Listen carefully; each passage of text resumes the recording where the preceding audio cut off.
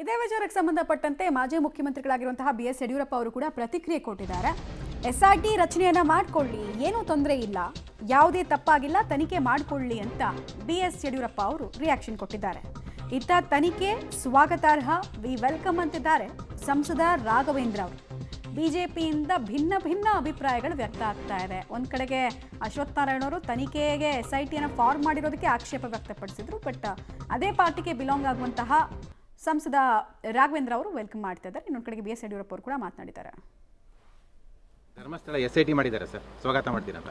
Dharmasthala ಕೇಸ್ಗಳಿಗೆಲ್ಲ SIT ಮಾಡಿದ್ದಾರೆ sir. ಮಾಡ್ಕೊಳ್ಳಿ ಅಂತ ತೊಂದರೆ ಇಲ್ಲ, ಯಾವುದೇ ತಪ್ಪಾಗಿಲ್ಲ. ಅವ್ರೇನು ತನಿಖೆ ಮಾಡಬೇಕು ಅಂದ್ರೆ ಮಾಡ್ಕೊಂತಾರೆ, ಅದಕ್ಕೇನು ಸಮಸ್ಯೆ. ಧರ್ಮಸ್ಥಳ SIT ಮಾಡಿದ್ದಾರೆ ಸರ್, ಸ್ವಾಗತ ಮಾಡ್ತೀರಂತ.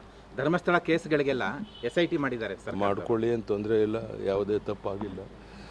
ಅವ್ರೇನು ತನಿಖೆ ಮಾಡಬೇಕು ಅಂದ್ರೆ ಮಾಡ್ಕೊಂತಾರೆ, ಅದಕ್ಕೇನು ಸಮಸ್ಯೆ. ಸಾಕಷ್ಟು ಕಳೆದ 3-4 ವರ್ಷದಿಂದ ಆ ವಿಚಾರದಲ್ಲಿ ಚರ್ಚೆ ಆಗ್ತಾ ಇದೆ.